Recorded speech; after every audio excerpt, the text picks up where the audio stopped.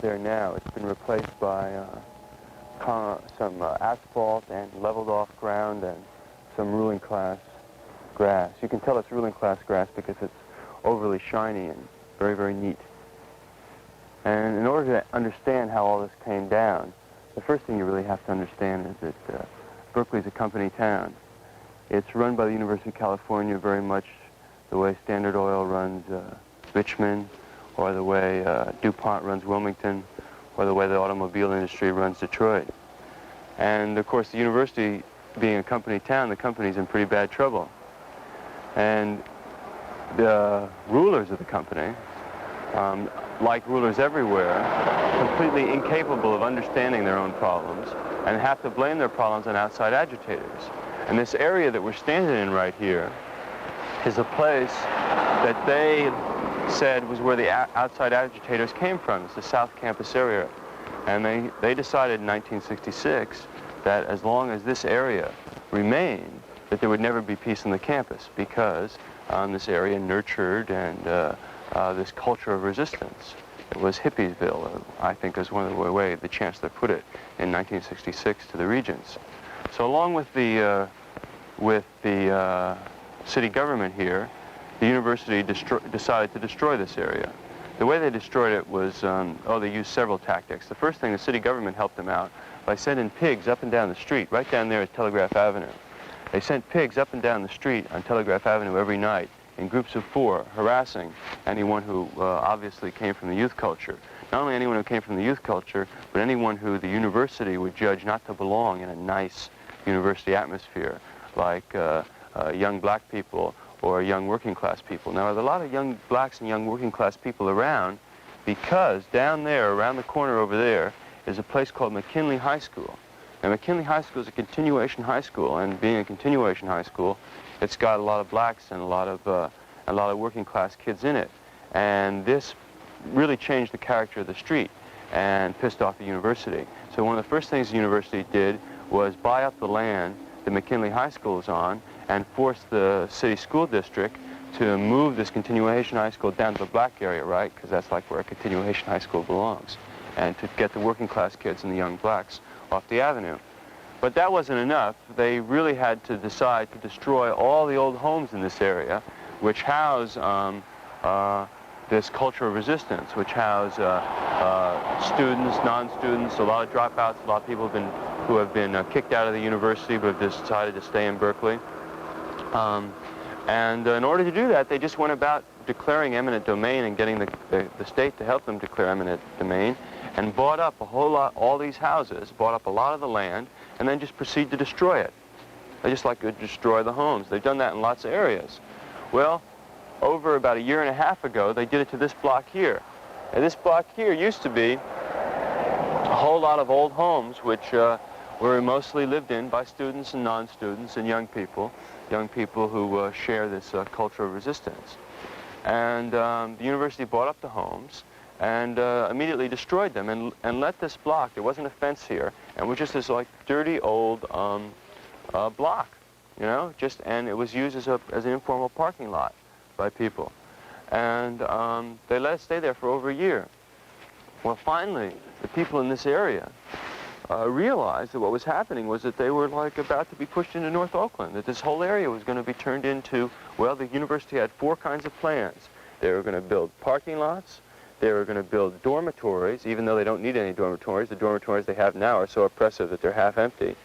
They were going to build university buildings with offices, and they were going to build playing fields. And this whole area, this was going to do all their expansion. They weren't going to expand into the hills, right? That's where all the professors and all the upper middle class professionals live. They're going to expand down here, not even so much because they needed to expand, but because they wanted to wipe these people out and send them to North Oakland, because they thought there would never be peace on that campus as long as we remained. That's true, by the way. So anyway, the people in this area understood that, finally understood that their survival depended upon fighting back. So what they decided to do was to reclaim this ground, which had actually been taken from them, to reclaim this ground by building a park. So one Sunday afternoon, some people raised some money from local merchants. During the week, we passed out leaflets asking people not to park here, and they didn't park here. We went out and we bought some sod, some grass, and we came in and we began to clean it up and plant grass there, people's grass, not this ruling class grass. And the first couple weekends, there were only a few hundred people who worked, but after that, it just caught. It was really magical. And by the third or fourth weekend, there were a couple thousand people on Sundays, and always 10 or 15 people actually here in the park working. And it wasn't just like, it started out by people who represented the culture of resistance, but by the third or fourth weekend, it was all kinds of people, old people, young people, straight people, hippies, blacks, revolutionaries, every conceivable kind of American from this area came and worked in the park. And it caught on because it was a very special experience for an American. It was a time when you were working and you actually believed in what you were doing, you know? Like people were building this park which they themselves were going to use. There was no boss, right?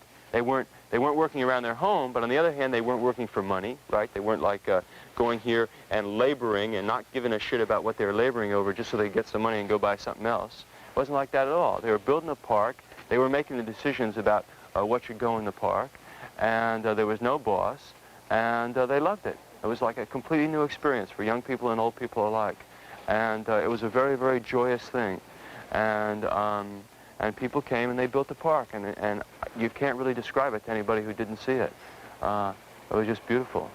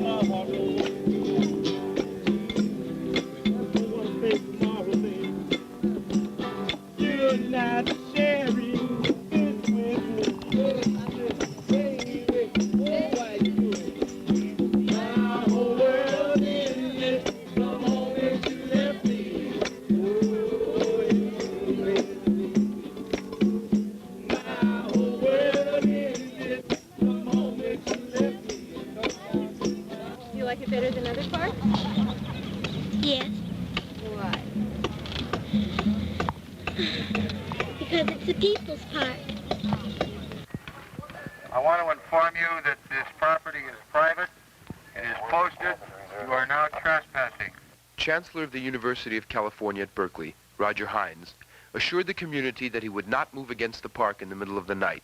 But at 3 in the morning on Thursday the 15th of May, 300 uniformed, fully equipped police occupied the park, and at 6, a fence was erected. To build the fence at 6 o'clock in the morning, the university hired a non-union construction firm to avoid paying overtime. Unless you leave, you will be arrested for trespassing. You all understand this? I'll read the trespassing sign to you. Property of the Regents of the University of California. No trespassing Any equipment or other property left on these premises may be deemed abandoned. I'll repeat that last one. Any equipment or other property left on these premises may be deemed abandoned. Boundaries of this property is the east side, the westerly curb of Bardacke, the southerly curb of Heyns, the northerly curb of Dwight Way, west. That same day, a rally was held on campus. The community had to decide what to do about the fence. If we ever win this thing, it is because we are making it more costly for the university to put up its fence than it is for them to take down their fence. What we have to do then is maximize the cost for them, minimize the cost to us. So what that means is people be careful. Don't let those pigs beat the shit out of you. Don't let yourselves get arrested on felonies. Go down there and take the park. Take the park! Take the park! Take the park! This is exactly what the kids want.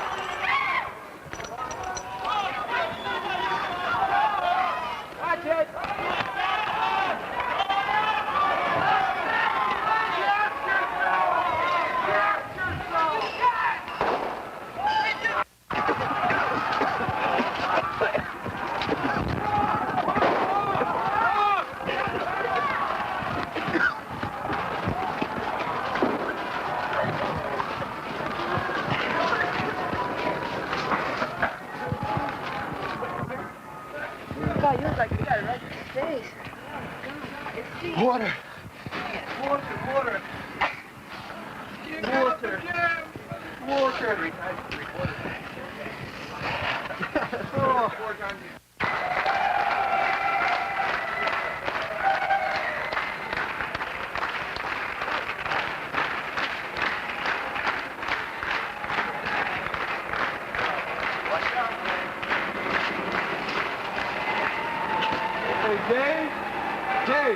Hey, David! Come on back, man. The guy in the crowd is going to see.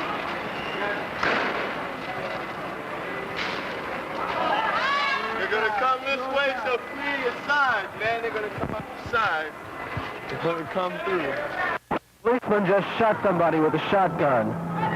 They've got shotguns now, and they're using them on people. Somebody was just shot with birdshot. He's running down the street, holding his rear end. Jesus Christ. All right, they're using guns now.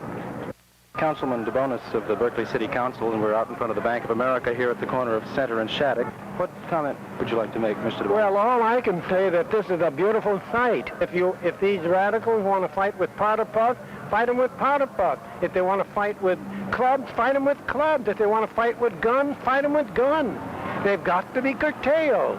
This is a radical and an international conspiracy. We know it. This is a revolution, but they're not going to win it. Do you think that the Alameda County Sheriff's deputies were justified in using No, guns? absolutely. Absolutely. What would you do, young man? 40 people, 40 officers cornered by 1,000 animals. They didn't have any tear gas bombs. They didn't have anything else left but buckshot. And wouldn't you use them? Why, I commend them for it. Well, the one instance that I saw of a shooting, and did you see any shooting take place? I saw one shooting take place. I saw it or not. And the shooting that I saw was simply an Alameda County Sheriff's deputy shooting a boy who was running down the street away from him so that he shot him in the back. But he didn't go after him. He didn't try to arrest him. He didn't try to pick him up or help him. He just left him. Yeah, but you didn't see what happened before. No, that's true. I didn't. He may well have thrown Well, all right then. Don't judge it by the final. But he didn't shoot a gun. He didn't shoot a gun at the man who shot a gun at him. Well, I don't care. I'll tell you one thing. If that man shot that kid had it coming. And that's it. That's it. That's right. Okay. And I hope you the freaks around here. What if you were shot at, you know? Go. Okay. Thank you very much, Councilman DeBonis.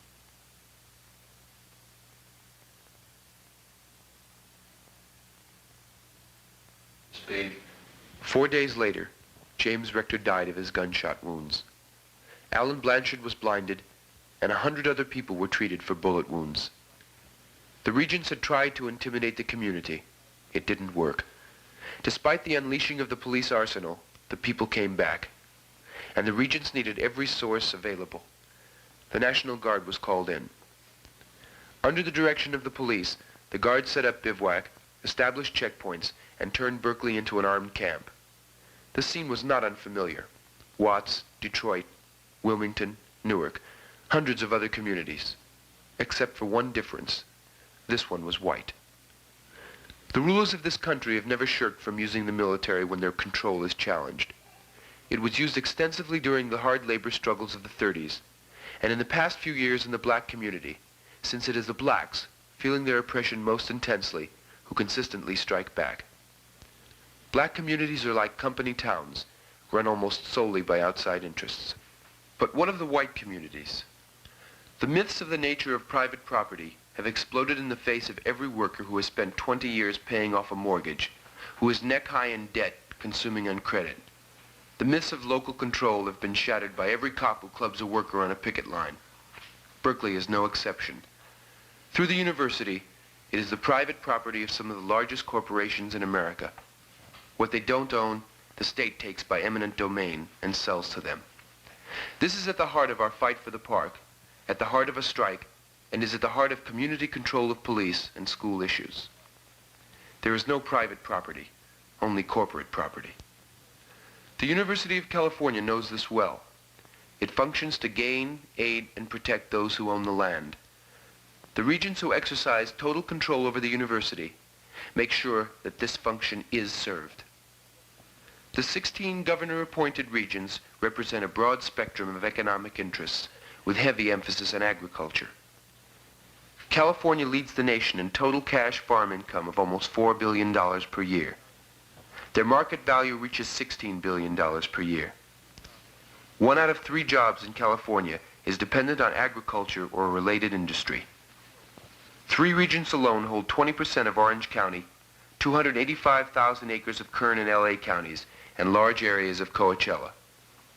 These areas are at the heart of the grape boycott. Land holdings don't end with grapes.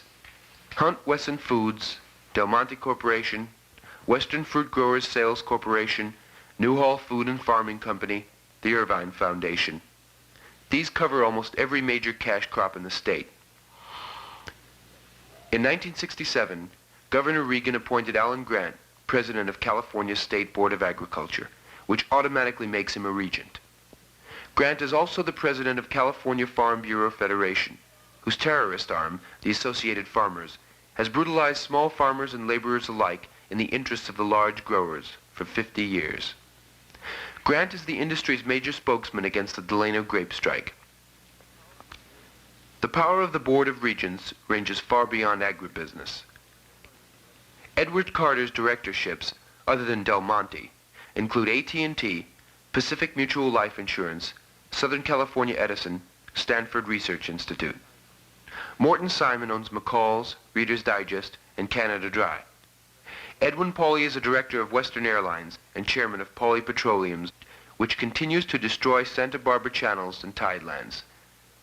His holdings in Mexico are extensive. Pauly Pan American Petroleum holds 3 contracts with Petróleos Mexicanos, an organ of the Mexican government. This is what private property is in America. Control for the few, debt for the many. On Memorial Day, after 20 days of fighting, 50,000 people marched in Berkeley in support of the park. It was the largest march that Berkeley had ever seen, and because of its nonviolent nature, was thought by many to be a success. But the march had originally been called to tear down the fence. Instead, it was like a funeral procession passing by for one last look at the body.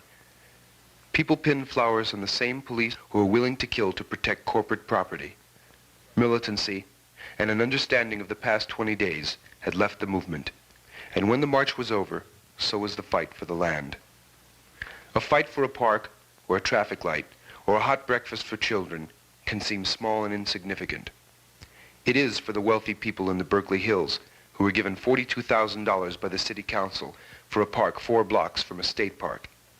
But when oppressed people fight for even these things, the basic contradiction of ruler versus ruled is revealed. The fight for the park is important, not only because it is needed, but because the community reclaimed the land the university stole from it. We know who owns the land and its wealth, and to what ends they will go to keep it. The same month that James Rector was killed, 7 black students were shot to death in South Carolina.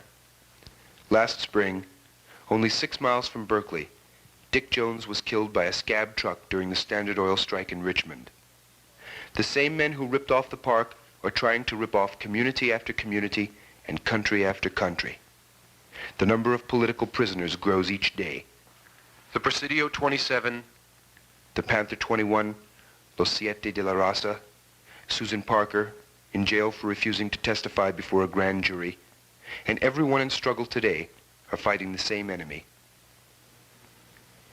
But we feel weak and isolated because they have the guns, they have the courts, and they have the prisons. We are weak and isolated when we fight alone. But all over the world, people are coming together for strength and defense. People's parks have been built in New York, Chicago, and Madison. Campus after campus closes down. There have been more wildcat strikes in the past few years than in the last 20.